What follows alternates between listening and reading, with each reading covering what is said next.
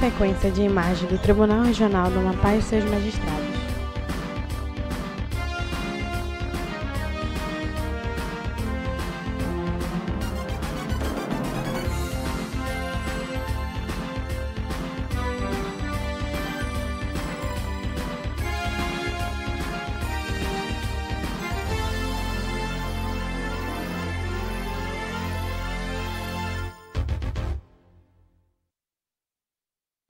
Foco no presidente do Tribunal Regional do Amapá. Terça-feira, 18 de junho de 2024, saúdo e cumprimento os ilustres membros deste tribunal, a senhora Procuradora Regional Eleitoral, todos os advogados e a vocês que nos acompanham pelas redes sociais. Com o quórum completo, eu declaro aberta a nossa sessão judiciária e submeto aos pares a ata da sessão anterior. Se não houver nenhuma necessidade de alteração, a ata estará aprovada. Vamos dar início e dando prioridade aos advogados que farão sustentação oral pelo item 3 e 4, julgamento em conjunto da representação especial 601.652 de 2022 e da AIGE número 601.653 de 2022. Na primeira ação, representante ao Ministério Público Eleitoral e os representados são Zilma Correia Valheiro dos Santos, Marcivânia do Socorro da Rocha Flecha e Tarcísio da Rocha Magalhães. E na ação subsequente, o investigante é o Ministério Público Eleitoral e os investigados o mesmo, sendo que Zilma Correia será patrocinada pelo advogado Eduardo Brasil Dantas e Marcivânia do Socorro pelo advogado Jorge Arnaud Torque Façanha.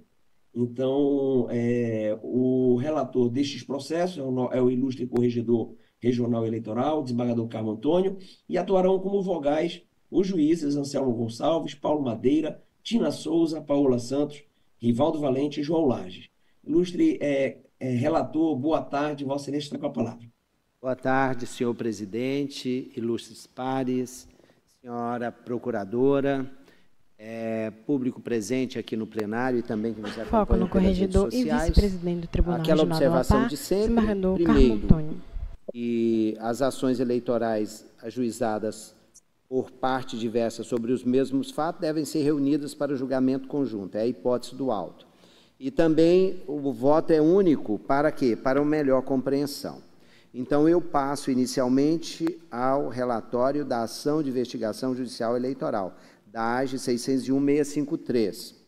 Eu estou registrando aqui que é uma investigação judicial eleitoral proposta pelo Ministério Público Eleitoral, em face de Augusto Lucas Duarte Monteiro, Tarcísio da Rocha Magalhães, Marcivânia do Socorro da Rocha Flecha e Zilma Correia Valheiro dos Santos, por suposta captação ilícita de sufrágio nas eleições de 2022. Ele disse, em síntese, que durante a fiscalização do Ministério Público, na data do primeiro turno das eleições, na cidade de Santana, identificou-se o transporte de eleitores pelo investigado Tarcísio Magalhães, sob orientação de Augusto Lucas, em benefício das candidaturas de Zilma e Marcivânia. Narrou que se encontrou no interior do veículo uma grande quantidade de material de campanha das candidatas investigadas para influenciar o voto dos passageiros e que o motorista Tarcísio confessou os fatos e que recebeu pagamento para realizar o transporte dos eleitores. Também narrou que o veículo chamou a atenção dos condutores, pois já havia realizado diversas viagens para deixar os passageiros em vários locais de votação do município de Santana, circunstância que motivou a abordagem do Ministério Público nos arredores da Escola Estadual Antônio Januário Pereira. Além disso, afirmou que a situação irregular se confirmou em virtude de ela ter sido orquestrada por Augusto Lucas, que declarou abertamente seu apoio à candidata Zilma nas redes sociais dele e que os materiais de campanha encontrados no veículo teriam influenciado o voto dos eleitores, sobretudo porque a entrega visava o uso como cola na votação. Diz que os passageiros sabiam da irregularidade da situação, pois ao saírem do veículo desciam com pressa e deixavam o material de campanha no carro, que Tarcísio era dono do veículo, utilizado para o transporte, e exerceu a função de motorista apenas para ajudar Zilma e Marcivânia sob orientação de Augusto Lucas e que os eleitores e o motorista não se conheciam.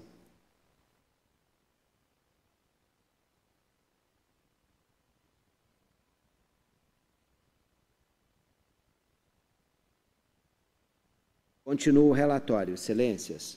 Alegou que o depoimento do condutor, as afirmações do representado e as falas das testemunhas demonstraram a concessão de vantagem em troca do voto dos eleitores no dia das eleições por meio de Tarciso e Augusto Lucas em benefício das candidaturas de Zilma e Marcivânia.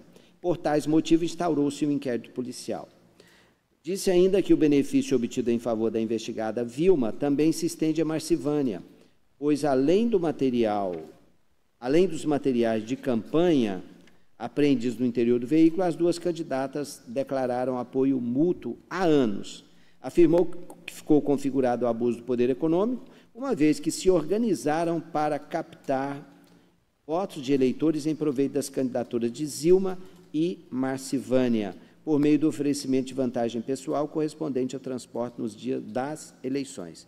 Diz que Tarciso confirmou os ilícitos no momento da abordagem policial e a circunstância de do veículo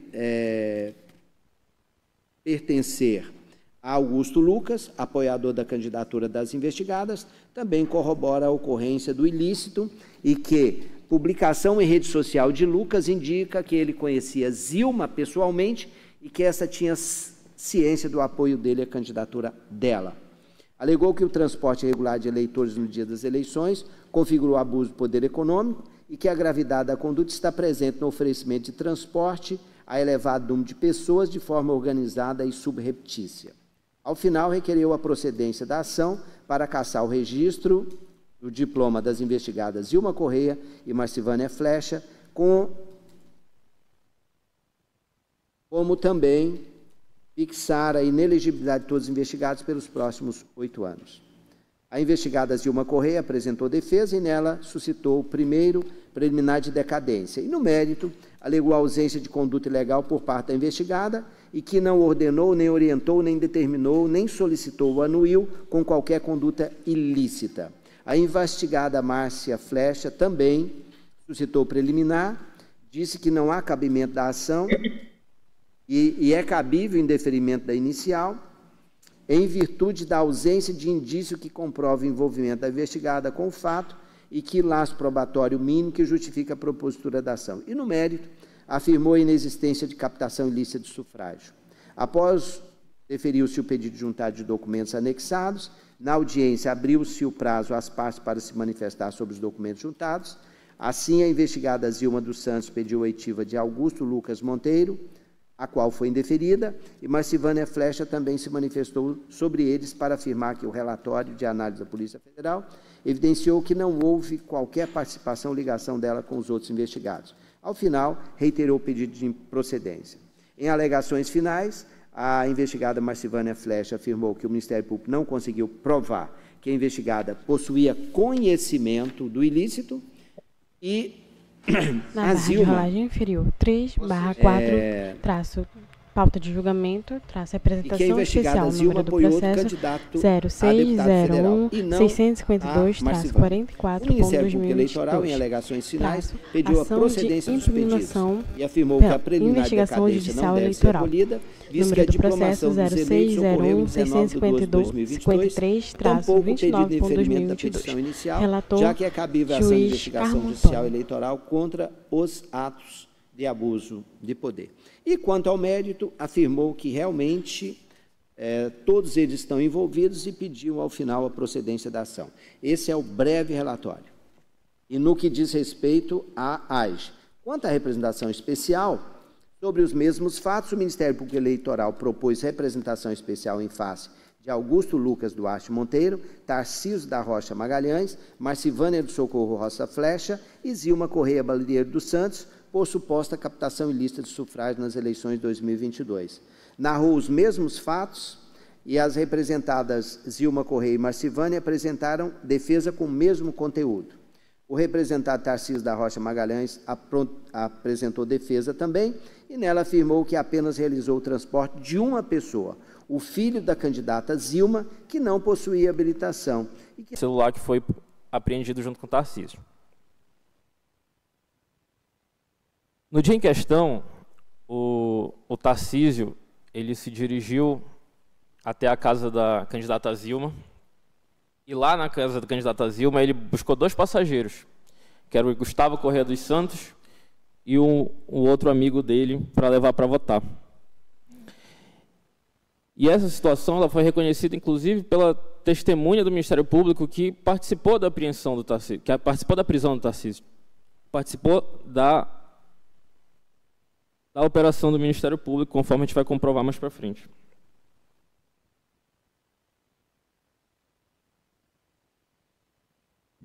Mas o principal ponto que nós vamos debruçar aqui nesse momento é sobre o laudo pericial da Polícia Federal de extração de mensagens do WhatsApp. E lá nesse material eu destaco na página 18,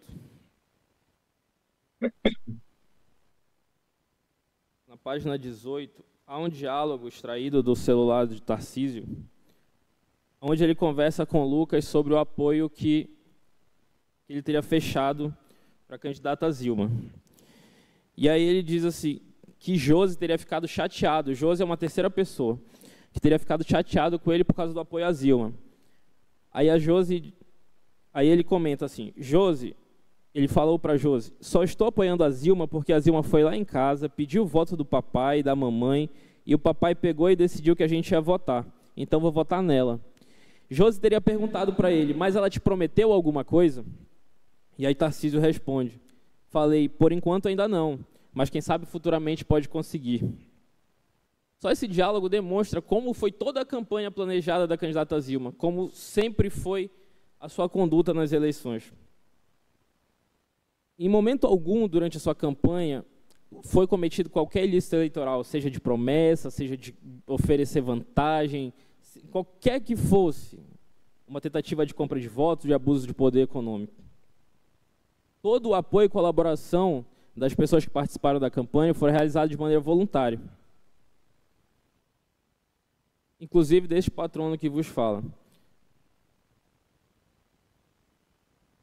E é importante que a gente cite aqui a trajetória da candidata Zilma. Ela não foi uma candidata de primeira eleição na eleição de 2022. Ela já vem com uma trajetória desde a eleição de 2014.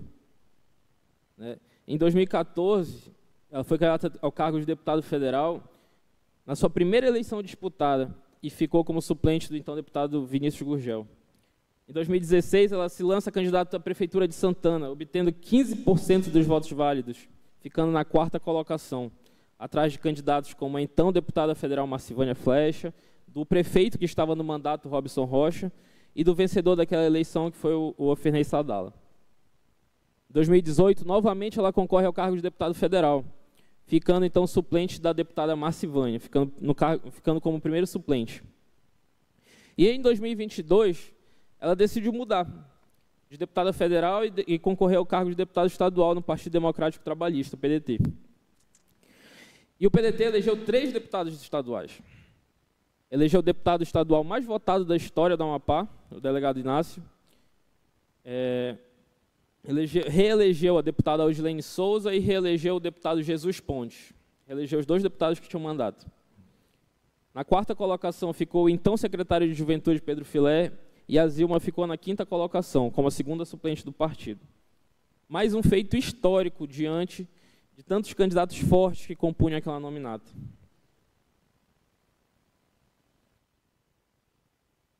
E aí eu peço para que a equipe de apoio coloque o relatório da Polícia Federal, a página 21, por favor, na tela.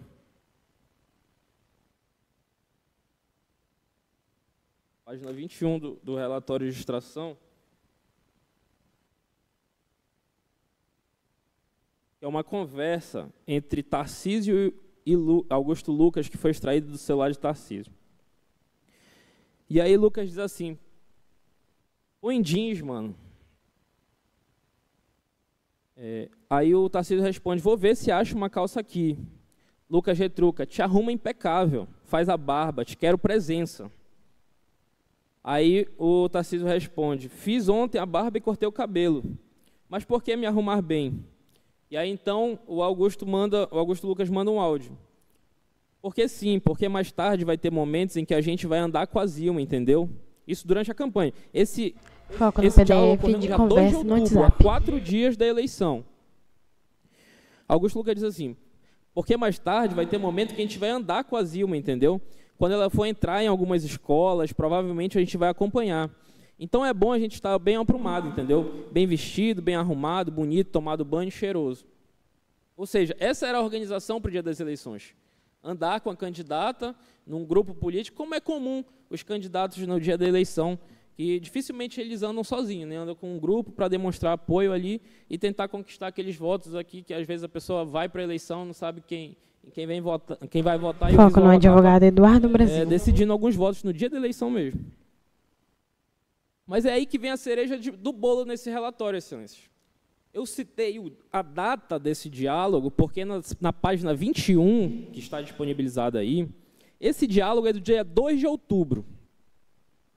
E aqui a gente desce para a página 23, por favor.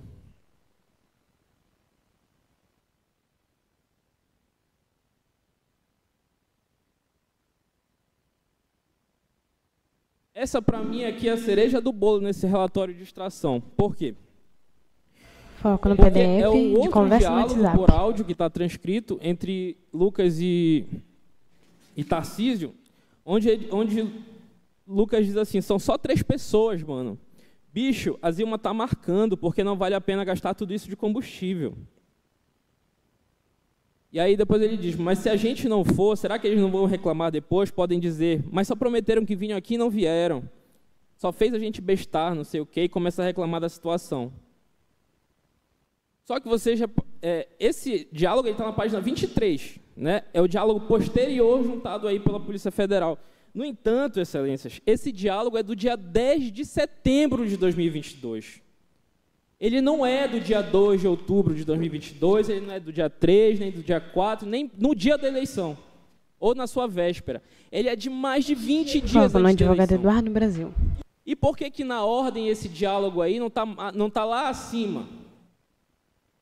A única explicação que esse advogado consegue entender é que a polícia, que o responsável pela extração colocou dessa forma para fazer crer que esse diálogo dizia respeito ao dia das eleições. Porque não faz sentido estar embaralhado. O processo vem, todas as conversas que foram extraídas vão seguindo uma ordem cronológica, mas chega nesse ponto aí, a conversa é de 9 de setembro, aquele foi quase 15 dias antes da conversa anterior da página 21.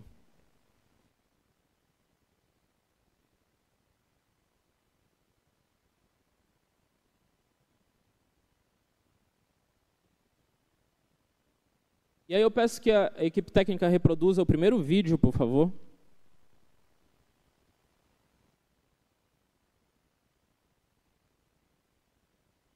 Reunião da Vitória. Você é nosso convidado especial. Nossa candidata deputada estadual, professoras. Pode pausar.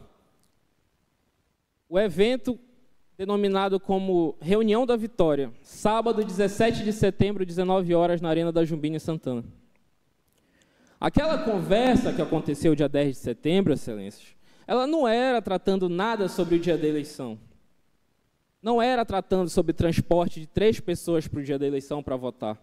Ela era tratando do transporte de 3 pessoas para esse evento político, que até onde eu sei não é ilegal você levar as pessoas para encher um local para demonstrar força política. Foco no advogado Eduardo Brasil. Seria desarrazoado que uma conversa dessa no dia 10 de setembro, a mais de 20 dias da eleição, estivesse desconexa e não tivesse nenhuma outra conversa mais para frente. Se ali no dia 10 estavam conversando sobre transporte de eleitor, como é que na véspera 3, 4, 5 não estariam conversando sobre isso? É porque simplesmente não houve acerto. Não houve combinação, não havia uma estratégia, não havia um roteiro para transporte legal de eleitores.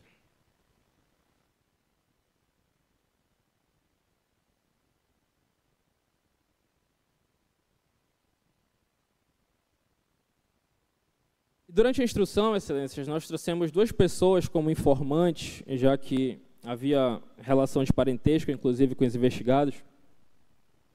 para corroborar a informação de que desde do dia da prisão do Tarcísio, desde o dia que começou esse inquérito e esse processo, de que as pessoas que o Tarcísio deixou na escola eram o filho da candidata Zilma e um colega dele que tinha dormido na casa da candidata. E, para comprovar isso, eu peço que passe o último vídeo a partir de 1 minuto e 28 segundos, por favor. Equipe de apoio. É um vídeo da instrução processual.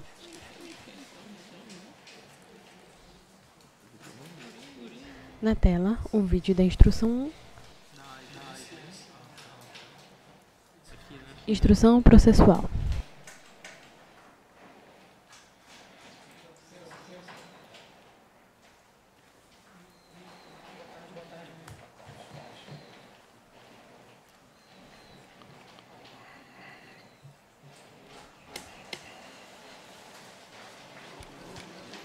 Tá. Testemunha Lovaner Camilo de Almeida, brasileiro, casado, natural de Macapá, nascido no dia 12 de dezembro de 1900.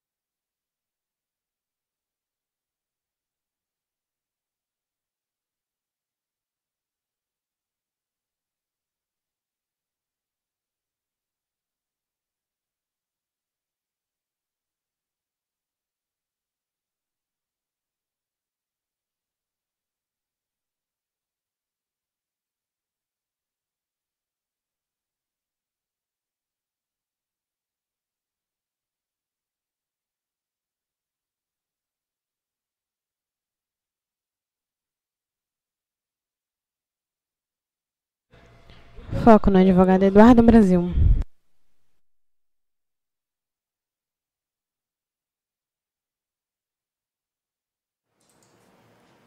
Tá bom. Você se recorda de mais alguma coisa assim que lhe chamou a atenção desse caso? Tá bom. Você se recorda de mais alguma coisa assim que lhe chamou a atenção desse caso? Então, eu não conheço nenhuma das pessoas, mas a pessoa que estava, a terceira pessoa que estava no veículo com a gente, ele chegou a citar, na tela, o vídeo instrução processual. Um dos rapazes que desceram do carro era filho da candidata Zilma. Uhum. Filho da candidata Zilma. Tá bom. Satisfeito. Obrigado, Gleidson. Passo a palavra à defesa. Então, a própria testemunha trazida pelo Ministério Público Eleitoral confirmou aquela tese que a gente trazia desde a contestação. Foco no advogado Eduardo Brasil. Nas ações de investigação na AIGE e na representação especial. Aí eu indago, Excelência, qual o ganho? Qual seria o ilícito em captar o sufrágio do próprio filho? Um minutinho. Doutor, vá caminhando para o fim que seu tempo já está esgotando. Vamos para os pedidos. Excelência. Então, Excelências, a gente pede que seja improcedente ambas as ações em relação a todos os investigados, porque não houve conduta ilícita, e o pedido, em caso de Vossa Excelência não acatar pela improcedência total, que seja improcedente em relação à investigada Zilma, em razão de não haver prova da ciência ou da aquiescência dela com eventual conduta ilícita. Muito obrigado, Excelência. Nós é que agradecemos, doutor, e passamos em continente ao doutor Jorge Torque Façanha. Doutor, seja bem-vindo. Foco no desembargador João Lange. Obrigado, senhor presidente. Cumprimento a todos os presentes nesta sessão de julgamento, seja em modo virtual ou presencial. Senhores juízes eleitorais, doutora procuradora, senhores advogados, através dos cordiais ao eminente relator, desembargador Carmo Antônio, a quem saúdo nesse momento. Excelências, eu preciso, antes de mais nada, levantar aqui uma questão de fato, porque do relatório do eminente relator se extraiu que o Ministério Público requereu a condenação, a procedência da AIGE e a improcedência da representação com relação à minha cliente Marcivânia Flecha. E o que nós conseguimos extrair dos autos, na realidade, é que na AIGE todas as alegações do Ministério Público Eleitoral foram no sentido de não requerer em alegações finais, a condenação à procedência da ação com relação à Marcivânia, portanto, fez indiretamente, e na representação requereu a improcedência de forma direta. Então, se nós notarmos, ao final das alegações, houve o pedido inicial, se fez toda a instrução do feito, e ao final, na AIGE, o Ministério Público, e a douta procuradora vai poder nos confirmar isso, no final da AIGE, nos pedidos, não sei se um erro material, mas o Ministério Público não requereu a procedência da ação com relação a Marcivânia. Doutor, eu acho que... Desculpa aí, presidente. O doutor Jorge está tirando palavras que não são minhas. O Ministério Público não pediu condenação da Marcivânia, pediu da Zilma.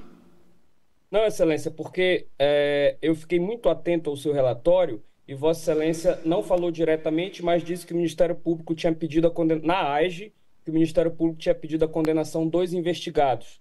E aí eu só quero fazer uma pequena correção de fato. Doutor Jorge, mas deixa eu... isso não seria uma questão, né, a ser levantada. Eu acho que nós estamos assim no momento de fazer a sustentação oral. Okay. É lógico que na sustentação oral, Vossa Excelência pode até falar, e deve falar sobre isso, essas observações. Mas não é o caso de nós interrompermos. Vossa Excelência pode prosseguir. Senhor presidente, eu já estou, inclusive, contando meu tempo. Eu serei muito breve. Já pode estar contando tempo sem problema nenhum. Não quero nem que interrompa. Eu estou fazendo uma correção de fato dentro da sustentação. Perfeito? Então, com o tempo está contando, farei as minhas argumentações de forma muito breve, porque do nosso ponto de vista eu achei importante inverter as ordens do fato, porque a gente extrai dos autos essa condição, e essa condição, falando de forma muito breve, eminente desembargador Carmo Antônio, ela se deu pelo simples fato de que os fundamentos que foram levados dentro da instrução probatória nestes autos, em ambos, a AIGE que foi instruída de forma, em primeiro lugar, e o translado desses fundamentos e provas colecionadas para a representação, eles levaram o Ministério Público a concluir pela inexistência de provas com relação a Marcivânia. Inicialmente pelo fato que foi feita uma confusão, com todas as vênias possíveis à opinião da douta procuradora, no que se refere ao apoio das candidatas, que se deu até o ano de 2020, até as eleições municipais de 2020, e na peça exordial se fez um conglomerado de situações que davam a entender e possivelmente levariam, não fosse esse juízo, essa corte tão atenta ao erro, dizer que a candidata Marcivânia era apoiada pela candidata Zilma e vice-versa, o que ocorreu, repito, só até o ano de 2020, e nós comprovamos isso nos autos. Em segundo lugar, conseguimos comprovar que essa condição se materializava pelo apoio da candidata Zilma a um outro candidato a deputado federal, que era o candidato Josenildo Abrantes, que inclusive fez doações de campanha de forma legal à candidata Zilma. Passando à instrução processual, nós colecionamos, além do depoimento da própria defesa da candidata Zilma, que em nenhum momento qualquer das testemunhas, informantes ou afins identificou de forma clara uma parceria ou um apoio, ou seja, sequer disse, inclusive, que qualquer material que estivesse presente no carro seria colocado ali com conhecimento, inclusive de Zilma Marcivânia, ou seja, os santinhos, os pouquíssimos santinhos e materiais de campanhas que pertenciam à candidata Marcivânia estavam aí de forma aleatória, não se sabe por quê, para quem, nem quem determinou, quem fez. E as testemunhas juramentadas da candidata Marcivânia que vieram aos autos informaram de forma veemente, inclusive com exaustivas perguntas, desconhecer qualquer vínculo ou sequer conhecer os participantes do suposto ato ilícito. Então, todas essas provas que foram colecionadas, desde a questão do apoio até 2020, que na exordial foi feita uma confusão, do apoio da candidata Zilma para outro candidato a deputado federal, até chegarmos à instrução do processo com a oitiva das testemunhas, levou, do nosso ponto de vista, o que o Ministério Público enxergava no início da ação, levou ao final com que o Ministério Público corroborasse com o nosso entendimento de que não há prova qualquer da participação, sequer mínima que seja, da candidata Marcivânia nesse suposto ato ilícito. Então, excelências, Santíssimo Senhor Presidente, Excelentíssimo Senhor Corregedor Eleitoral, sem qualquer delongas para que não percamos tempo, a improcedência dessas ações com relação à candidata em 2022 ao cargo de deputado federal, professora Marcivânia Flecha, é medida imposta, dadas as provas que foram colecionadas e a própria opinião ao final do processo do parquê eleitoral. Eu agradeço a atenção de Vossas Excelências, desejo um bom trabalho, uma boa sessão, continuidade de julgamento a todos. Muito obrigado. Obrigado, Jorge. Obrigado mesmo. Já devolvo a palavra ao corregedor. Excelência, antes de análise do mérito das demandas, passo a análise das preliminares aventadas. A primeira delas, a investigada Marcivânia Flecha, disse que não cabe a ação e pediu também o indeferimento da petição inicial, em virtude da suposta ausência de indício que comprova o envolvimento da representada investigada com o fato e de laço probatório mínimo que justifica a propositora das demandas.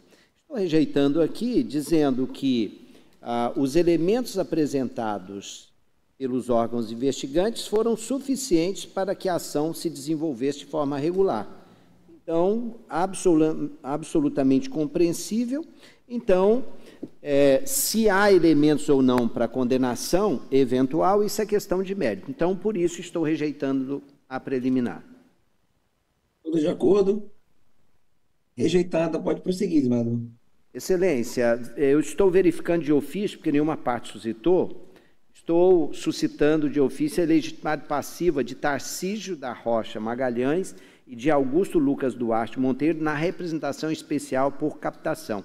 Como eles não eram candidatos, não poderiam estar ali. E, por isso, eu estou por manifesta e legitimidade passiva dos representados Tarcísio da Rocha Magalhães e Augusto Lucas Duarte Monteiro. Eu estou acolhendo essa preliminar para determinar a exclusão deles da representação 601.652. Perfeito. Acho que não há objeção. Vossa Excelência pode prosseguir. A representada Zilma Correia suscitou preliminar de decadência sob a alegação de as ações terem sido propostas fora do prazo legal, já que a diplomação teria ocorrido no dia 15 de 12 de 22. Todavia, o representante investigante propôs a demanda somente no dia 19 de 12. De fato, observa-se que o Ministério Público ajuizou as ações no dia 19 de 12. Contudo, ao contrário do alegado, a diplomação dos eleitos ocorreu no dia 19 de 12 de 22, conforme noticiado na própria página. Então, evidentemente que estava dentro do prazo. Estou rejeitando a preliminar. Todos de acordo? Preliminar rejeitada, pode prosseguir, senador. No mérito, Excelências, eu penso que pelos debates entre os advogados e o Ministério Público, ficou muito claro, então eu vou direto aos elementos que, na minha avaliação, respaldam a decisão final, o encaminhamento do meu voto. Eu vou registrar aqui, por intermédio de um dos depoimentos, porque os outros são basicamente mera repetição, do Gleidson Pereira Ramos.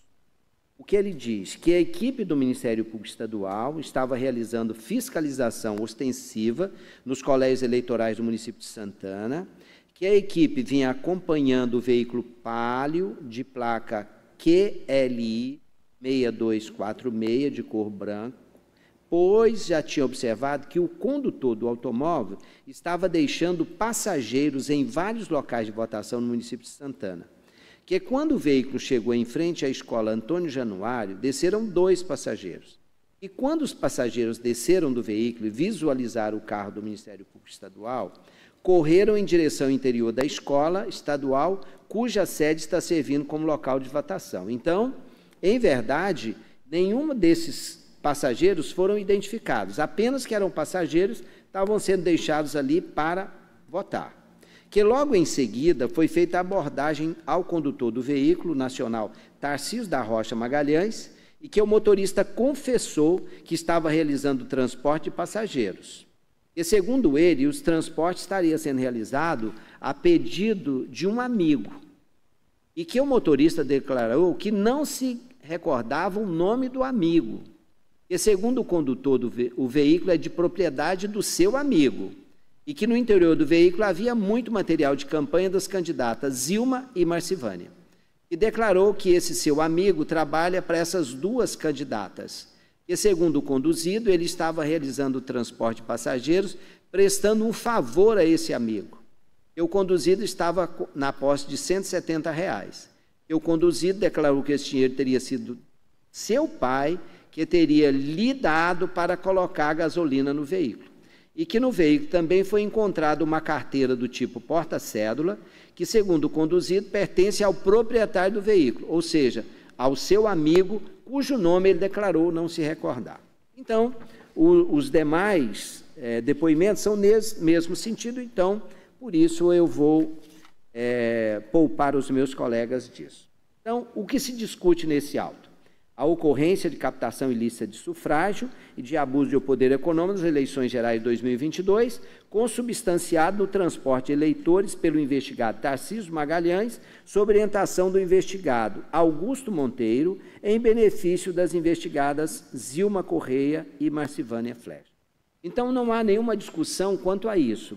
Foi abordado o veículo, dentro desse veículo, na porta de uma escola, do qual tinha saído 2 pessoas que saíram correndo, então eles não foram apreendidos. E nesse carro havia centenas de adesivos e centenas de santinhos, as 2 candidatas. Então, vamos lá, nós temos a pessoa que foi presa em flagrante delito, dirigindo o carro, e aí o que o Ministério Público busca é vincular esse motorista às candidatas Zilma e Marcivânia. No que diz respeito a Marcivânia, o próprio Ministério Público não encontrou elementos e pediu a não procedência da ação. E o meu voto é nesse sentido, realmente não há elementos que vinculem a Marcivânia Flecha a esses fatos. Pode até ser que ela tenha, mas o Ministério Público não conseguiu vincular. A mesma coisa, excelências, não se dá em relação à candidata Zilma. Por quê? O termo de apreensão, eu já disse, desse termo de apreensão feita no interior do veículo, encontrou esse material de campanha. E, ao contrário do alegado pela defesa, houve a juntada do material de campanha apreendido. E, além dele, apreendeu-se ainda a quantia em dinheiro no valor de 170 na posse do investigado, do Tarcísio, que ele disse que era o pai que tinha dado para ele abastecer esse carro, que não era dele, era de um amigo, e que ele nem sabia o nome do amigo. Então, aí eu prossigo. A testemunha Gleidson, em juízo, diz que na hora que nós abordamos, tinha só o motorista. As pessoas que estavam dentro do veículo saíram e, quando viram o carro do Ministério Público, correram e entraram na escola. Eu visualizei 2 pessoas. Nós estamos na equipe de 3, outros colegas visualizaram mais, mas eu só visualizei 2. Ou seja, esse carro tinha sido acompanhado pelo Ministério Público durante diversos... E por que chamou a atenção? Porque ele levava e trazia, e não foi só nessa escola, em diversas escolas. E aí os relatórios estão todos aqui nesse sentido. Em primeiro momento, o Gleidson, ele disse que estava apenas dando carona para alguns amigos, e eu perguntei quem eram os amigos. Ele não soube relatar o nome, ficou muito nervoso na hora. Insistimos, como falei, e ele resolveu falar que ele não citou que estava fazendo transporte, ele citou que estava dando carona para essas pessoas, que o amigo dele tinha pedido isso. E aí o procurador, e ele sabia dizer o nome das pessoas que estavam sendo transportadas? Não, ele também não soube identificar. Aí, excelência, tem diversos documentos que eu apresento aí no meu voto, os colegas todos têm acesso, e eu vou caminhando lá. Esse diálogo foi transcrito tanto pelo Ministério Público quanto pela outra parte. Aqui a foto do Lucas, a foto dele aí nas folhas 23, em que ele está de mãos dadas aí com a Zilma, e eu estou registrando aqui. Além disso, em conversa entre os investigados do referido aplicativo, datado de 9/2/22, Tarcísio revela apoio à candidatura de Zilma. Ademais, verifica-se a articulação de ambos para a candidatura dela desde o início daquele pleito. E aí eu estou transcrevendo aqui o áudio do Tarcísio. Em outro momento da conversa, Augusto Monteiro responde a Tarcísio que houve a reunião marcada com Zilma e encaminha foto do encontro. A mesma publicada posteriormente na rede social dele com a frase, abro aspas, hoje declaro oficialmente meu total apoio a Zilma. Aí a foto está aí, tanto a transcrição quanto a foto estão aí. Outro diálogo reforça a participação de ambos na campanha de Zilma, inclusive para acompanhar a candidata em visitas às escolas no dia das eleições. E aí, inclusive, o advogado de defesa transcreve esse mesmo, só que com outro tom. Porque aí os dois dizem, porque mais tarde vai ter momento em que a gente vai andar com a Zilma, entendeu? Quando ela for entrar em algumas escolas, provavelmente a gente vai acompanhar. Outros diálogos revelaram que ambos atuaram de forma organizada para transportar eleitores, ao combinarem o momento do transporte, o veículo utilizado e o combustível necessário, tudo com conhecimento da representada investigada Zilma Correia. Eu estou transcrevendo aqui também nas folhas 25 e os colegas podem confirmar aí. Na folha 26, na folha 27, e aí eu continuo. A consciência do Instituto da Conduta é revelada em conversa à vida entre Tarcísio e Lorena, irmã dele, quando ela o alerta da necessidade de retirar os adesivos dos carros e material de campanha, momento em que confirma o transporte de eleitores e que já procedeu à retirada do adesivo. Isso está na folha 28.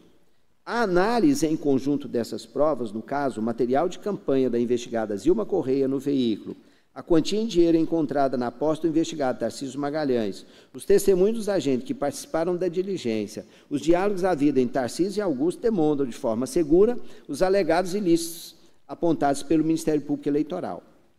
Tais elementos evidenciaram que Tarcísio Magalhães, em articulação com Augusto Monteiro, atuava em benefício da candidatura de Zilma Correia por meio do oferecimento e entrega de vantagem a eleitores consistente em transporte irregular no dia da eleição, e o testemunho dos agentes em juízo e do próprio investigado na Polícia Federal revelam a prática ilícita. Somada às circunstâncias do flagrante, confirmada em juízo pelos agentes que atuaram na diligência, tem-se os dados extraídos formalmente do aparelho celular apreendido que corroboram o transporte de eleitores fora das exceções previstas em lei. E aí eu prossigo. Por expressa disposição do artigo 41A, parágrafo 1º da Lei Eleitoral, também não se exige pedido explícito de voto, apenas a evidência do dolo, consistente no especial fim de agir para a caracterização da captação ilícita do sufrágio. Desse modo, ainda que não tenha sido demonstrado o pedido de voto de forma expressa, as circunstâncias do fato, santinhos e adesivos da candidata no veículo, declarações do agente e do conduzido na Polícia Federal, testemunhos em juízo, quantia em dinheiro apreendido e as conversas no aplicativo de conversa, comprovam a vontade do agente em obter votos dos eleitores transportados irregularmente. Nessa linha, o material de campanha de Zilma Correia, encontrado no veículo, a declaração do próprio Tarcísio, no momento da diligência, de que realizava o transporte por ter sido contratado por Augusto Lucas, corroboram o propósito eleitoral da conduta, bem como dos referidos diálogos em WhatsApp, que demonstram a forma inequívoca a finalidade da conduta. Então, nesse contexto todo, excelências, eu estou indo aqui para o final e o meu voto é no seguinte sentido: procedência parcial da representação para cassar o diploma de suplente da representada Zilma Correia Balieiro dos Santos e ainda aplicar-lhe a multa individual de R$ 5.000 por captação ilícita de sufrágio nas eleições de 2022, com fundamento 41A da Lei das Eleições. Procedência parcial da investigação judicial eleitoral para aplicar aos investigados Tarcísio Rocha Magalhães e Lucas Augusto Duarte Monteiro e a investigada Zilma Correia Balieiro dos Santos a sanção de inelegibilidade para as eleições que se realizarem nos 8 anos subsequentes por abuso do poder econômico, bem como cassar o diploma de suplente da investigada Zilma Correia Balieiro dos Santos e, consequentemente, julgar improcedente em relação a Marcivânia. Esse é o meu voto. Vota o juiz Anselmo Gonçalves. Senhor presidente, eminentes pares, senhora procuradora regional eleitoral, João Lages. Ouvi atentamente o relatório e o voto do eminente relator, bem como as sustentações feitas pelos advogados, eu não tenho como formar convicção diversa da conclusão a que chegou o eminente relator, razão pela qual eu acompanho integralmente. Juiz Paulo Madeira. Presidente, eminentes pares, senhora Procuradora Regional Eleitoral, advogados e todos que nos acompanham. Senhor presidente, eu sempre, claro, eu observo com muita atenção tudo que é debatido nos processos, levo em alta conta juiz Paulo Madeira. Esses contrapontos são trazidos aqui. E a defesa trouxe um contraponto na sustentação oral e deixou, no meu ponto de vista, claro, eu que vou proferir o voto, deixou pelo menos uma dúvida razoável com relação à prática efetiva das condutas que justificariam a procedência em relação à candidata Zilma. E foi o seguinte, a defesa argumentou, me parece que realmente, pelo que foi posto aqui no quadro, parece que ocorreu isso, e na hora de montar o relatório, de fazer a montagem lá do relatório do inquérito, não houve uma ordem cronológica adequada e que poderia, de fato, induzir a erro o julgador, no sentido de acreditar que aquele diálogo lá de trás, do início do mês de setembro, era um diálogo articulando transporte de pessoas para a data da eleição. Isso, no mínimo, causa uma dúvida fundada. Por que a autoridade fez isso? Por que não destacou que aquela conversa, articulação de transporte não era para o dia da eleição? E isso cria uma dúvida fundada, né? Porque o que nós temos concretamente? Eu analisei todos os pontos do voto do eminente relator. Nós temos concretamente o cidadão que estava conduzindo o carro, declarou que, de fato, estava fazendo transporte para alguém, mas foi suscitado também que ele teria dito que, ou pelo menos a defesa sustentou isso, que alguma dessas pessoas transportadas era parente, ou tinha relação de parentesco, e que, portanto, não se enquadraria nessa hipótese, não é, de transporte de eleitores qualquer, e sim de parentes. E não foi também detalhado pelo Ministério Público como que conseguiram fazer essa diligência de um veículo do Ministério Público, qual foi o período dessas diligências. Porque o que ficou dito ficou muito vago, no meu entender, que foi o seguinte, não, tinha um veículo do Ministério Público e ficou perseguindo aquele carro vermelho durante muito tempo, localizando, enfim. Ora, esse não é o papel do Ministério Público. O Ministério Público não tem essa tarefa de fazer persecução de veículos. Isso é trabalho de autoridade policial. Então, se o Ministério Público identificou, em tese, alguma situação dessa, para robustecer essa situação e depois passar para a autoridade policial, ele teria que, pelo menos, fazer essa filmagem de todos os pontos onde foram realizados esses destaques. Agora, o ponto isolado do momento da abordagem, onde sequer foram ouvidas as pessoas que estariam dentro do veículo porque entraram numa escola sem que tenha havido essa oitiva, essa tomada de depoimento, isso tudo, esse conjunto, senhor presidente, eminente relator, fragiliza, não é? No meu entender, fragiliza o que deve ser posto para fins de sustentação de uma decisão que tem uma repercussão, claro, muito, muito grave, que é a cassação em relação a uma candidata ainda que eleita como suplente. Então, eu tomo esses cuidados de dizer tudo isso, porque nós aqui já julgamos, vários processos, já julguei e enfatizei as provas robustas para julgar procedente, para condenar, mas é claro que nós temos que saber fazer as divisões de caso a caso. Nesse caso concreto, que a defesa sustentou em plenário me trouxe uma dúvida razoável, não é, sobre a comprovação de que aquele transporte era em troca de voto, porque houve a sustentação com relação ao ponto cronológico, não é, que foi exposto bem aqui no quadro, de uma conversa que não era da véspera da eleição, era articulação de transporte para fim de um evento que ia ocorrer. E transporte para evento não é vedado em lei, não tem essa vedação, não está dentro daquelas situações que justificariam. Então, senhor presidente, eminente relator, com todas as vênias, com todo respeito ao substancioso voto de Vossa Excelência, eu vou abrir a divergência para julgar improcedentes, né, todas as ações, porque com relação à candidata Marcivânia já tinha sido improcedente, mas, no meu entender, justifica também improcedência em relação aos demais. É o meu voto. A juíza Tina Souza. Senhor presidente, demais pares, douta Procuradora Regional Eleitoral. Foco na juíza Tina Souza.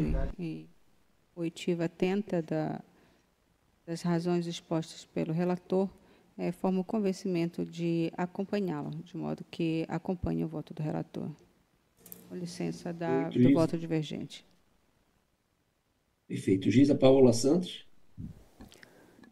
Ilustre presidente, eminentes pares, doutora Procuradora Regional Eleitoral, também atentamente as disposições que foram feitas aqui pela defesa, me chamou a atenção também essa ordem cronológica das disposições das provas no relatório e, de fato, eu me alinho ao entendimento do voto de divergência. Por essa razão, eu vou acompanhar o eminente juiz Paulo Madeira na sua decisão. Perfeito. Juiz Rivaldo Valente. Senhor presidente, eminentes pares. Foco no juiz Rivaldo Valente. Ilustres advogados presentes nesta sessão e a todos que nos assistem de forma virtual pelo canal do YouTube. Senhor presidente, eu registro aqui também que a ordem cronológica me causou uma dúvida razoável na incidência do tipo, uma vez que, conforme demonstrado pelas conversas exibidas no plenário, há uma dúvida em relação à cronologia dos fatos que envolveram na forma como eles foram concatenados, né? E isso me gerou uma dúvida, uma insegurança, e uma segurança de decidir de forma segura a procedência de uma ação neste porte, tendo em vista que todos nós sabemos que uma declaração de um reconhecimento de inelegibilidade de qualquer pessoa gera um impacto muito grande na sua vida pública, e eu acredito que é uma das penas mais rigorosas que nós temos, além da cassação de um mandato eletivo, mas é uma das penas mais rigorosas que nós temos na seara eleitoral. Então, eu não me sinto seguro para aderir ao voto do ilustre e brilhante relator, e, diante do que foi apresentado no voto de divergência, me restou convencido, senhor presidente, e, por esta razão, com todas as vênias ao eminente relator, vou acompanhar a divergência. É o meu voto. Obrigado, doutor Ivan. Então, eu vou votar. Foco no juiz. Voto em desempate. Juiz não, perdão. O desembargador João Lage. Neste processo, acompanhando o relator por um motivo simples. Em primeiro lugar, como todos nós aqui, eu também tive acesso aos autos para evitar que nós tivéssemos processo em vista e tendo em vista que temos que correr com essas ações pelo menos até o final de julho, né, que está chegando já o fim. Então, eu li e, com toda a franqueza, essa questão que foi posta da tribuna, se fosse algo que realmente influenciasse no resultado final, ela viria com uma preliminar de nulidade de provas e não veio. Então, na verdade, no conjunto da ópera, quando você vê a prova que foi arregimentada para dentro do voto do ilustre relator, a gente facilmente fica convencido da captação ilícita e do abuso do poder econômico. Isso aí ficou bem claro. Não é porque uma situação, como foi colocada na tribuna, possa ter sido investida por alguma razão qualquer. Mas não houve uma quebra de cadeia de custódia. Então, pelo menos não se debateu isso, de maneira que penso que acolher, né, isso sem uma discussão a fundo, numa preliminar, como deveria vir, numa preliminar de nulidade, eventualmente seria ali uma forma mais adequada, mas assim, quando a gente olha o conjunto da ópera, não me deixou essa dúvida. As provas realmente são muito fortes, são muito substanciais, a meu modo de ver, logicamente respeitando a todos que votaram de uma forma diferente, mas penso que a forma, no meu juízo, a prova ela é indubitável de que realmente ocorreu o ilícito eleitoral, né, de que trata a representação, e também o abuso de que trata a ARM, de maneira que eu acompanho o relator e anuncio o resultado. O Tribunal Regional Eleitoral do Amapá, a unanimidade rejeitou as preliminares, acolheu de ofício a ilegitimidade de Tarcísio Magalhães e Augusto Lucas na representação especial, conheceu das ações e, no mérito, por maioria, julgou parcialmente procedente a representação por captação ilícita de sufrágio, a fim de cassar o diploma de suplente da representada Zilma Correia e aplicar-lhe a multa.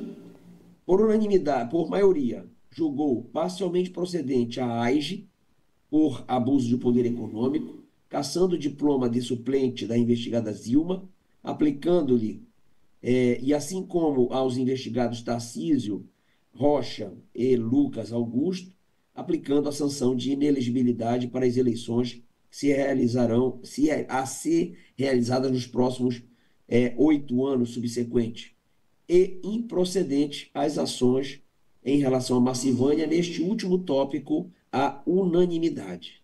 Bom, perfeito. Doutor George, doutor Brasil, muito obrigado, né, pela presença aí, e um bom resto de dia e até uma próxima oportunidade. Obrigado, Excelência. Bom trabalho a todos. Obrigado. Vamos então voltar à nossa pauta. No item 1, é um processo que está uma continuação de julgamento, e o resultado no mérito que está até agora é pela improcedência. Aliás, antes do pregão, permanece o foco no desembargador João Lage. Conjunto com o número 12, a representação número 601.705 de 2018 e a 601.713 do mesmo ano, de relatoria da juíza Tina Souza. E o placar no mérito está 2 votos pela improcedência das ações, das representações. Esses votos são das juízas Tina Souza e Paola Santos, e 1 voto pela procedência das ações, que é o voto do juiz Rivaldo Valente. Então, eu concedo a palavra para o voto de vista ao ilustre desembargador Carmo Antônio. Excelências, estive conversando um pouco antes da sessão com o juiz Anselmo Gonçalves, e qual foi a particularidade? A determinação do ministro que anulou o julgamento foi no sentido de que se identificasse que o processo voltasse para verificar se havia comprovação de que a Adélcia é o codinome de Juradélcia Azevedo Pereira. E aí, conversando com a relatora, não foi aberta uma audiência para que se fizesse isso. De qualquer forma, as provas dos autos são extremamente robustas. E eu não sei se o nosso julgamento, num sentido ou no outro, depois vai ter que voltar, se não houver instrução desse processo, na minha avaliação. Mas, de qualquer forma, eu tenho um voto aqui em 3 páginas. Pode ser que depois do voto do juiz Anselmo Gonçalves eu mude minha posição, né? Na verdade, são 5 páginas que eu estou acompanhando a divergência, inaugurada pelo juiz Rivaldo Valente. Perfeito. Como vota o juiz Anselmo Gonçalves? Senhor presidente, essa questão é, de fato, tormentosa, porque o que ocorreu no âmbito deste processo? Nós julgamos, houve julgamento por parte do TRE, houve recurso para o TSE manteve o entendimento Na barra de rolagem inferior, 1/2, pauta de julgamento. Representação, número do processo 0601-705-64.2018. Do acórdão do TSE. Barra, e no representação, número do processo o próprio TSE, o relator, ministro, à época, o Edson Fachin, ministro Edson Fachin, ele rejeitou os embargos de declaração. Houve divergência do ministro Mauro Campbell, que divergiu do relator. Juiz Carmo Antônio. Não, perdão, que diz respeito, senhor presidente, a algo que acabou ensejando a reforma tanto da decisão do nosso tribunal quanto do próprio TSE, que ratificava a nossa decisão. Mas o que aconteceu para isso se passar, para dar-se efeitos infringentes àqueles embargos de declaração? Aqui, o ministro Mauro Campbell, ele diz que o único problema aqui, a questão relacionada à coordenadora de campanha, a Juracidélcia Azevedo Pereira. E ele diz aqui que, de fato, não foi analisada aprofundadamente pelo plenário desta Corte. E, na reanálise que faço do tema, a impressão que tinha de que não havia ficado provado o necessário vínculo entre a captação ilícita de sufrágio e o ora embargante foi adensada. Ele disse aqui, diferentemente do requisito atinente à identificação dos eleitores, em que as falhas verificadas na instrução do feito não comprometeram de forma decisiva a conclusão a que chegou o acórdão regional, aqui, com todas as vênias aos que pensam em contrário, penso ser insuperável a ausência nos autos do depoimento de Délcia, porquanto essa figura diz respeito ao único e decisivo elo entre os fatos narrados e o apontado beneficiário das condutas, o candidato Zezinho. Então, o ministro ele chegou à conclusão, portanto, de que haveria necessidade de se produzir uma prova mais robusta em relação a quem é verdadeiramente Juracildélcia, o endereço dela. Porque a principal testemunha, no caso, a Anne Suelen, ela falava o tempo todo que trabalhava com a coordenadora de campanha, que era a Juracildélcia, e a encontrava no bairro Renascer. Então, este seria o ponto de contato, a casa de Juracildélcia no bairro Renascer. Então, houve uma divergência entre o ministro Edson Fachin e o ministro Mauro Campbell.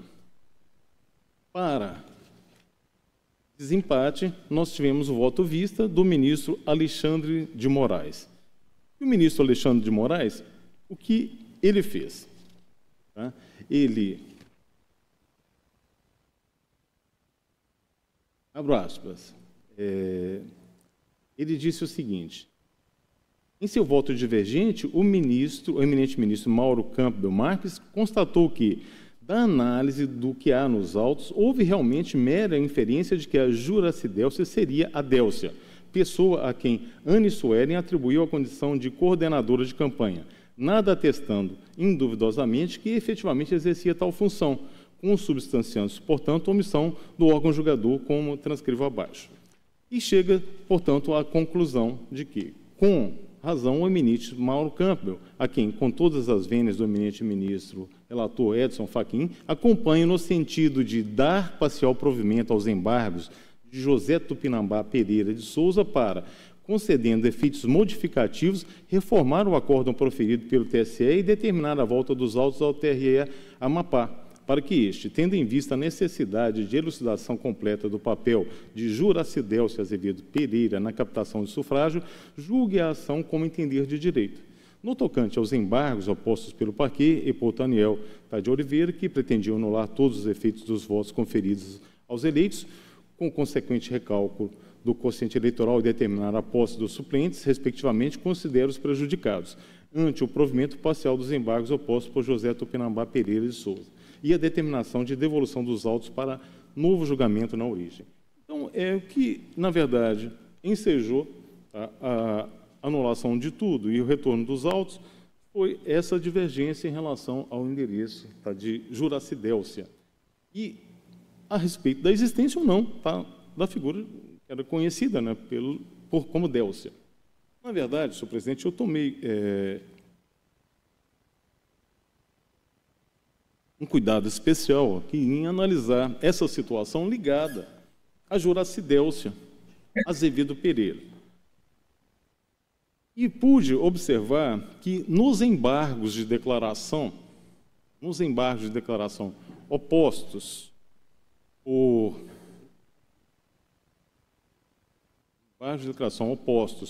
José Tupinambá Pereira de Souza, tá? Permanece o foco no juiz Anselmo Gonçalves. Existem documentos, na verdade, são vários documentos, tá, comprovando, tá, a residência, tá, da Juracildélcia Azevedo. Então, o que nós tivemos aqui, 2 embargos de declaração com produção de prova. Interessante é isso. Nós temos 2 embargos de declaração. Por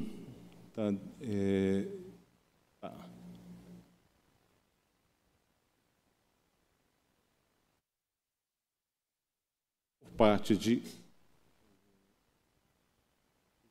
José Tupinambá. E há as contrarrazões a esses embargos.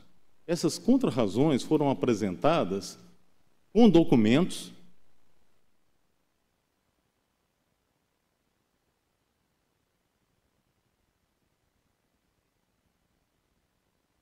por Otoniel Tavares de Oliveira. Então, Otoniel Tavares de Oliveira, ele traz, na minha compreensão, tá, de uma análise detida, tá, das provas nos autos, ele traz uma prova contundente, tá, de que Délcia não existe. Tá, que, na verdade, existe tá, Juracidélcia. E quem é Juracidélcia? Onde mora, aliás, Juracidélcia? Juracidélcia, ela mora de acordo, tá, com, aqui, uma procuração, Juracidélcia Azevedo Pereira. Uma não, 2 procurações que foram apresentadas aqui na Justiça Estadual. Tá? Uma causa aqui que foi proposta por Juracidélcia contra a CEA. Veja, em que Juracidélcia declara como seu endereço, tá, o bairro Renascer. Exatamente aquele bairro onde a Anne Suane, afirmava, tá, que se encontrava com Juracidélcia. E não é só isso, ele traz mais. São 2 procurações, tá, constando desse mesmo endereço, e também, tá, aqui eu acho que esse é o documento, tá, que verdadeiramente, tá, sana qualquer dúvida em relação ao endereço de Juracidélcia, tá, uma lista de fatura da unidade consumidora 2838621, da CEA, em que dá como endereço, tá, de Juracidélcia o bairro Renascer. Ou seja, são vários documentos aqui que comprovam que Juracidélcia verdadeiramente tem residência no bairro Renascer. Os documentos que foram trazidos para comprovar o contrário, primeiro que foi um documento de carro com Juracidélcia que consta aqui o bairro Pacoval. E mais do que isso, veio também uma declaração de residência firmada, essa declaração, por Maria Raimunda Azevedo Pereira, que é a mãe de Juracidélcia, afirmando, tá, que ela mora realmente no bairro Pacoval.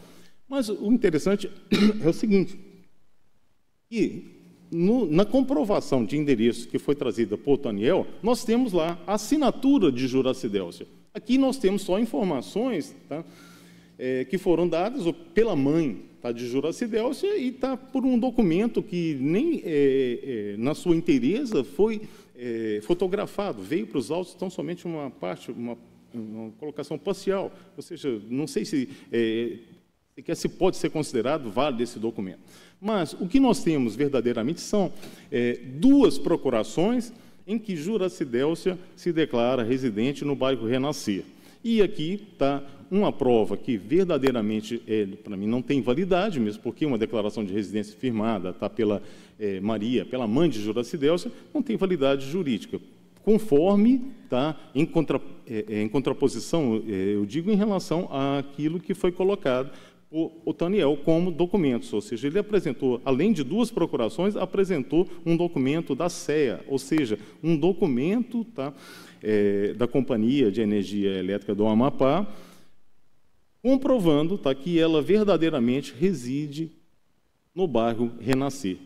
Para mim, esses documentos, a análise, o contexto desses documentos é mais do que suficiente para que nós cheguemos à conclusão de que verdadeiramente nós temos que validar o endereço de Juracidélcia como sendo o bairro Renascer, tal como foi afirmado o tempo todo por Suane, aquela que verdadeiramente foi a testemunha, chave de toda essa situação, de todo o esquema de captação de sufrágio. Então, senhor presidente, eu sei que esse processo é um processo que é de capital importância para nós podermos alcançar as metas do CNJ, e eu acredito que, fazendo o cotejo dessas provas, nós temos elementos suficientes para chegar à conclusão a respeito do questionamento feito pelo Tribunal Superior Eleitoral, ou seja, onde reside Juracidélcia. Ou seja, a análise desses elementos, para mim, já é suficiente. Os documentos que constam nos autos é uma prova documental. Eu não vejo a necessidade, verdadeiramente, de reabertura da instrução para que possamos sanar essa dúvida.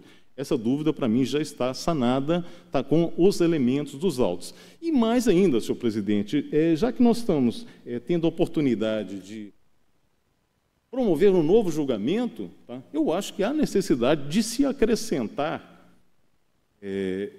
como fundamentação para a comprovação da captação do sufrágio, não é só participação de terceiros, depoimento de terceiros, de coordenador de campanha, não, na verdade, a própria participação aqui do investigado nos atos de campanha.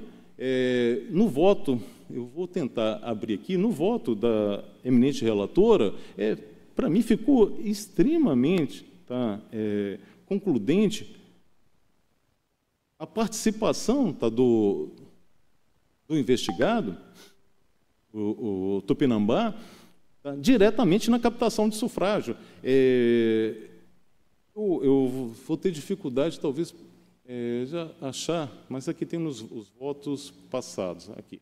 Só um minutinho, que eu acho que é extremamente importante o acréscimo desse ponto.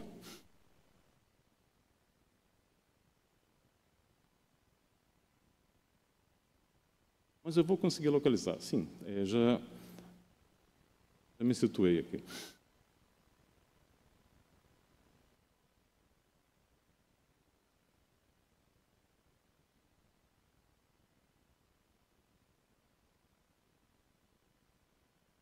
Aqui, na página 16 do voto da eminente relatora.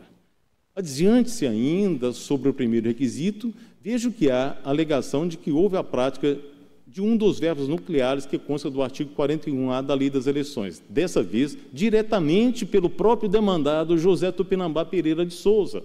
É o que se observa das declarações da informante Anne Suelen, conforme a seguir transcrito. Aí abro aspas. Aqui a transcrição consta do voto da eminente relatora. Juiz, a senhora alguma vez chegou a conversar com o senhor José Tupinambá pessoalmente? Alguma vez? A testemunha respondeu, sim. Antes de eu ser presa, a gente conversava só. Oi, boa tarde. Uma vez, a gente foi no Infraero, no bairro. A gente foi pregar cartazes. A gente foi na casa de uma senhora. Aí a gente foi conversar com ela. Ela falou assim, que estava precisando de um gás. Aí ele falou a si mesmo, eu dou esse gás para a senhora se a senhora votar em mim. Aí a moça falou que votava nele. Aí a gente foi lá e entregou o gás para ela. Aí, fecho aspas, eu não preciso acrescentar nada, além dessa transcrição aqui, para comprovar aqui o José Tupinambá, diretamente, não foi por intermédio de Juraci Delcio ou qualquer outra pessoa, ele diretamente promoveu a compra de voto. Ou seja, ele entregou um botijão de gás em troca do voto. E quem estava testemunhando tudo isso? Anne Suelen.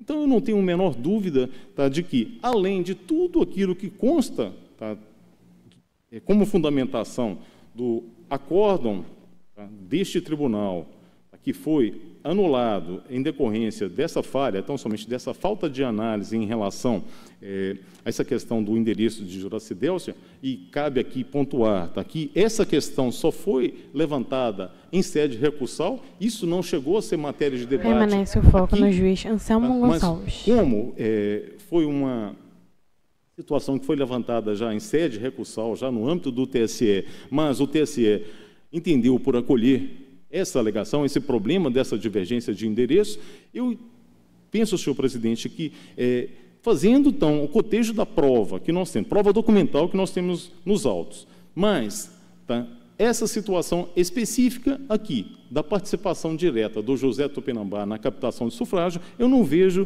como julgar de forma diferente a que chegou o tribunal naquele primeiro julgamento. Razão pela qual, senhor presidente, eu, com todas as vênias, a eminente relatora, eu vou divergir para acompanhar a divergência inaugurada pelo juiz Rivaldo e julgar procedente a todos os pedidos da representação, conforme a divergência inaugurada. É como voto, senhor presidente. Voto de Paulo Madeira. Presidente, antes de iniciar meu voto, eu levanto uma questão que me parece que é pertinente, porque eu não percebi nem no voto de Sua Excelência, o desembargador Carmo Antônio, nem agora no voto do juiz Anselmo, que é com relação a qual a penalidade, porque o juiz Rivaldo julgou no sentido de aplicar 10 mil UFIs.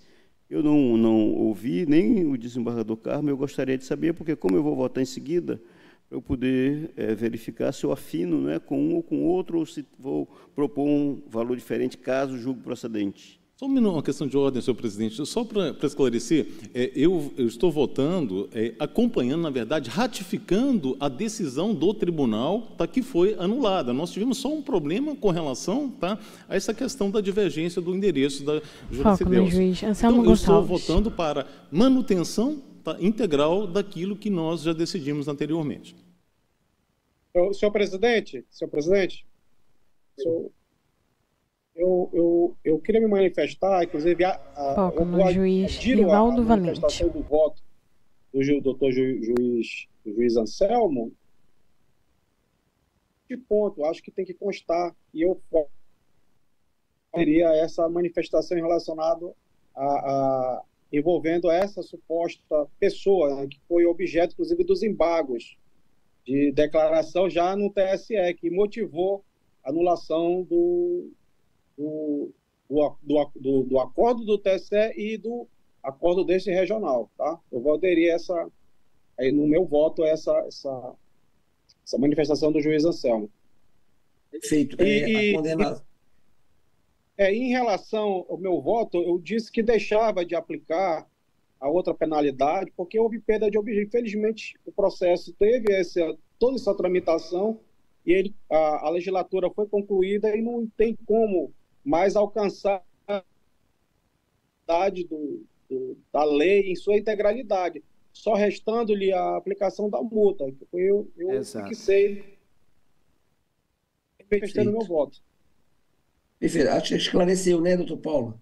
Não, tranquilamente. É porque, na verdade, com relação a outra condenação, nem caberia mais, isso é pacífico. Foco no juiz foi só mesmo com Paulo relação Madeira. ao valor, porque o eminente juiz Rivaldo fixou em 10 mil FIIs, e eu não ouvi com relação a esse ponto. Mas, como o juiz Anselmo já disse que está ratificando na íntegra o voto que foi anulado, com relação, inclusive, ao que foi aplicado à época, enfim, eu entendi perfeitamente, aí eu já tenho condições de iniciar meu voto, já compreendi.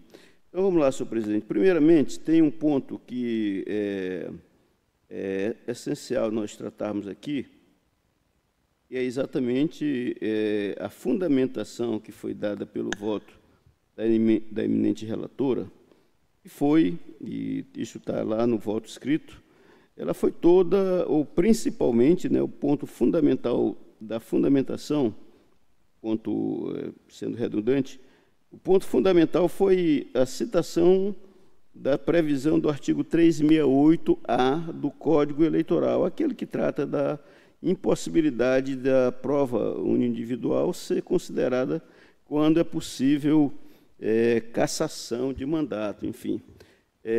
Então, no atual momento processual, ainda que ocorresse a situação de ser apenas uma prova testemunhal, nem mais se aplicaria, porque não se cogitaria, neste momento processual, qualquer tipo de cassação, porque a cassação só poderia ocorrer se fosse exatamente dentro daquele período e com alguém que tivesse com mandato. Não é o caso. Então, nem caberia a invocação desse dispositivo como fundamentação para dizermos que não teríamos condições de julgar este processo com base no que teria sido produzido. E aí, senhor presidente, eu tomei o cuidado de dar uma pesquisada nas decisões do tribunal sobre o tema, do TSE. Eu trouxe aqui, obviamente que eu não vou fazer a leitura do processo na íntegra, mas eu vou tratar só o que importa, e o processo 0601-706 de 2018. Quem foi o relator deste acórdão do TSE, o relator originário era o ministro Raul Araújo, mas quem foi relator para o acórdão foi o ministro Alexandre de Moraes. E aqui, senhor presidente, nesse processo, ele tratou exatamente as eleições, o recorrido era Max Ney Machado Andrade. E aqui, senhor presidente, o que é posto nesse processo é o que se pode dizer que, na prática, é como se fosse a gabaritação de tudo que foi, tudo que ocorreu no presente processo. É quase que como uma cópia, só que candidato diverso, também se refere à eleição de 2018, onde está dito lá exatamente quais são os critérios para se examinar o 41A, as infrações do 41A, está tudo transcrito, e o TSE, nesse caso aqui, ele disse exatamente isso, que essa análise da prova, esse conjunto de análise, não pode ser afastado com base nesse argumento, né, de que é uma prova testemunhal, a prova só de testemunha. Tem um voto mais recente, e é de maio agora, do corrente ano, mas eu não consegui localizar, e a relatora ministra Carmen Lúcia, onde ela faz citação expressa, inclusive, do artigo 368-A, dizendo que não é afronta ao artigo 368-A do Código Eleitoral a análise contextualizada de depoimento de várias pessoas, desde que, claro, haja fundamentação. Então, o TSE, nesse voto, inclusive, em que o ministro Alexandre de Moraes relatou, que eu citei agora, o TSE destaca muito bem isso. O que precisa haver é fundamentação.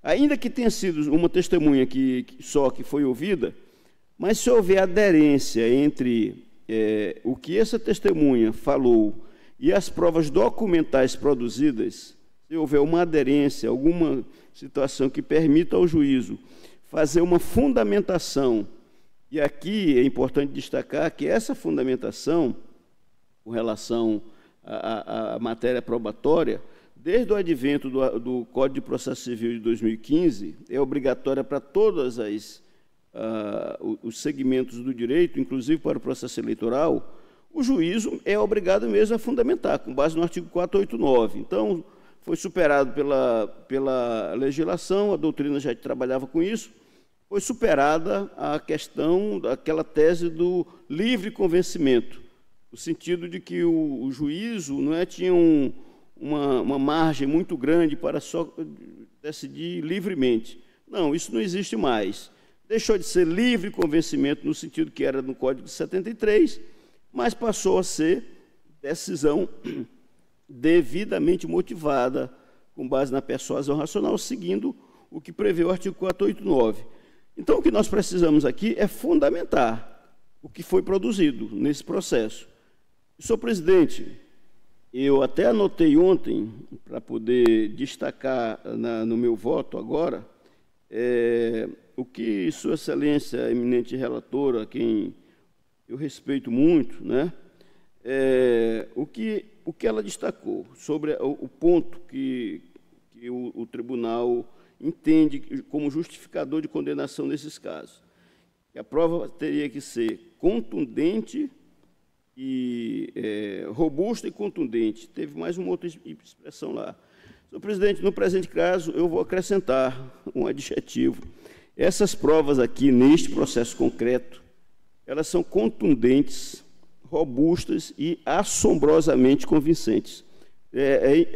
Não tem como a gente não fazer um encadeamento do que foi produzido nesse processo para dizermos que os representados não praticaram aqueles atos.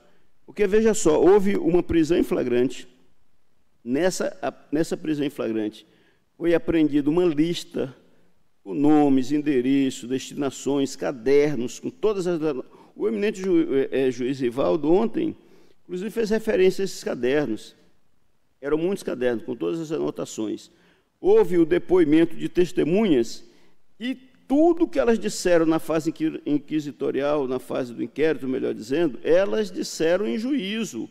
E o juízo, é importante dizer isso, de primeiro grau, o doutor Marcos Vinícius Quintas, que presidiu a audiência, ele fez uma instrução muito bem elaborada, uma instrução muito pertinente para não deixar qualquer sombra de dúvida de que ele estava sendo justo, leal com todas as partes. Porque ele indagava da testemunha tudo o que era necessário para poder robustecer, se caso a pessoa tivesse alguma dúvida mesmo. Diz assim, mas a senhora conhece? Confirma. Não conheço. A senhora confirma que teve com ele? Confirmo. Onde foi? Não, nós fomos lá e pregamos o cartaz lá na porta. E essa coordenadora de campanha, de onde o senhor? Não, eu fui na casa dela, onde é que ela mora? No Renascer. Aí deu o endereço, a localização, todos esses enquadramentos, endereço esse que, conforme Sua Excelência, o juiz Anselmo já relatou, são exatamente aqueles endereços constantes dos dados que ela apresentou à Justiça, nas procurações, nos processos em que ela foi parte. Então, senhor presidente, na verdade, não foi uma prova isolada de Jucidelcia, ou Delcia, ou Juracidelcia, não foi isso. Na verdade, foi o conjunto probatório, e nesse caso aqui, sim. Nesse caso aqui, nós temos uma prova assim, muito... No processo anterior, eu fiquei com dúvida fundada e disse isso de forma clara, porque me pareceu que essa falta de uma apresentação em ordem cronológica me gerou uma dúvida se, de fato, pelo menos daquelas articulações lá tinha sido num período proibido. Ia ser para outro evento o transporte do processo anterior, e, por isso, na dúvida fundada, eu preferi julgar improcedente e fundamentei isso. Mas nesse aqui, não. Nesse aqui não há qualquer, no meu entender, por óbvio, respeitando o voto da eminente relatora e o voto que seguiu, mas nesse caso aqui, senhor presidente, não é só a referência a Juracidelcia, é todo o contexto relacionado com as listas, relacionado com o caderno, relacionado com o material apreendido, relacionado com o depoimento em juízo sob o crivo do contraditório. Então, senhor presidente, tudo foi muito convincente, de modo que eu acompanho com muita segurança a divergência. É o meu voto. E também acompanho o voto da divergência, né? As observações da segurança que nos traduz aí com esta adjetivação muito pertinente que o doutor Paulo Madeira acaba de fazer em relação a robustez da prova que tem nos autos. E anuncia o resultado. Presidente, TRE do Amapá. Presidente, pela ordem. Oi, Paulo. Presidente, o meu voto, ele antecedeu a divergência, né, que foi trazida pelo eminente julgador, doutor Rivaldo. E, diante do que foi exposto hoje, eu também estou convencida, né, do que foi trazido em divergência, então eu peço vênia para retificar meu voto e acompanhar a divergência nesse sentido. Perfeito, perfeito. Então, vamos anunciar o resultado. Foco no desembargador João Laje. A unanimidade rejeitou a preliminar e conheceu das representações e, no mérito, por maioria, julgou-as procedentes, vencida a juíza Tina Souza. Redigirá o acordo o juiz Rivaldo Valente. Presidente, Perfeito. antes do senhor anunciar, diante do horário, eu soube também que nós temos uma outra sessão administrativa, nós temos julgado 2 processos, então eu vou tirar de pauta o processo e pedindo a Vossa Excelência para incluir amanhã. Perfeito. Podemos fazer também, porque tem a administrativa, já estamos aqui já há 2 horas e pouco aqui. Podemos tirar também o item 6, Milene, colocamos todo para amanhã. Senhor presidente. Oi. Senhor. Tá ok, então, né? Da minha parte, eminentes pares, não havendo mais processos na sessão judiciária, declaro a sessão judiciária encerrada. Incontinente, abro a sessão administrativa, que é necessária fazer hoje para a apreciação desses processos administrativos, dessas proposições, mas eu retiro de pauta o item 1, porque ele não ficou adequadamente elaborado. Submeto a ata da sessão anterior aos pares. Se não houver divergência, eu declaro a ata aprovada. E vamos ao item 2 da pauta. É o processo administrativo 643 de 2024, que trata da estrutura administrativa e o regulamento da Secretaria da Vice-Presidência e Corregedoria Eleitoral do Amapá. É o processo 43, um minutinho só. Trata-se de procedimento instaurado para fins de submetimento e aprovação por esta Corte de resolução que regulamenta a estrutura administrativa e as competências da Secretaria da Vice-Presidência e Corregedoria deste Tribunal. A minuta foi elaborada pela equipe técnica da Vice-Presidência e Corregedoria, capitaneada pelo desembargador Carmo Antônio, sob a justificativa de que a norma possibilitará maior segurança às unidades na realização das atividades e melhor prestação dos serviços, dispondo de forma mais precisa as suas atribuições, além de conferir transparência, segurança administrativa na barra inferior 18h42, 18 de 6 de 2024, 47ª sessão judiciária ordinária. Na barra de rolagem inferior, segunda pauta de julgamento. Processo administrativo, número do processo 06.00040. O artigo 22, parágrafo único do nosso regimento, estabelece que ao corregedor regional compete elaborar o regimento interno da corregedoria, submetendo-o à apreciação do tribunal. A norma regimental também estabelece no artigo 15, inciso 3, a linha A, e no parágrafo 2º do mesmo dispositivo, que o juiz da classe dos desembargadores, eleito vice-presidente, acumulará as funções de corregedor regional eleitoral.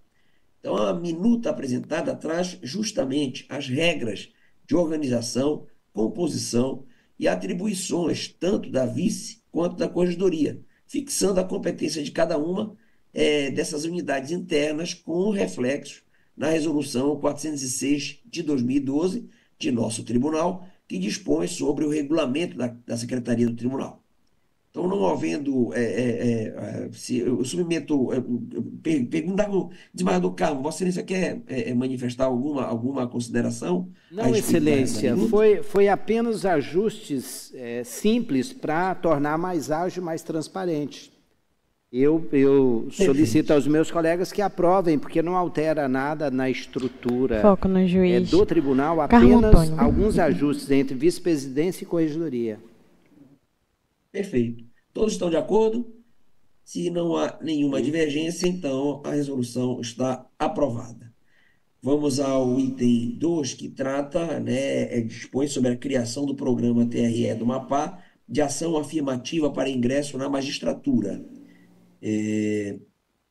estes autos de ação afirmativa para ingresso na magistratura, de que trata o artigo 2º, inciso 11 da portaria CNJ 42 de 2024, que regulamenta o indicador de desempenho na promoção da equipe racial e o prêmio Equidade Racial para 2024. Esta iniciativa visa promover a diversidade e a inclusão racial no Poder Judiciário, capacitando e preparando candidatos negros e indígenas para concursos de ingresso na magistratura. A minuta foi elaborada pela assessoria do Prêmio CNJ e revisada pela assessoria desta presidência. Tudo conforme disposto na resolução CNJ 42 de 2024. Então, eminentes pares, eu estou propondo, né, porque essa norma, ela inferior, terceira pauta de julgamento, processo administrativo, número do processo 0600-103-28.2024. Relator o juiz João Lages. Os tribunais têm feito a mesma coisa e a minha proposição é a aprovação. E eu submeto aos pares se podemos aprovar esta norma. Norma aprovada.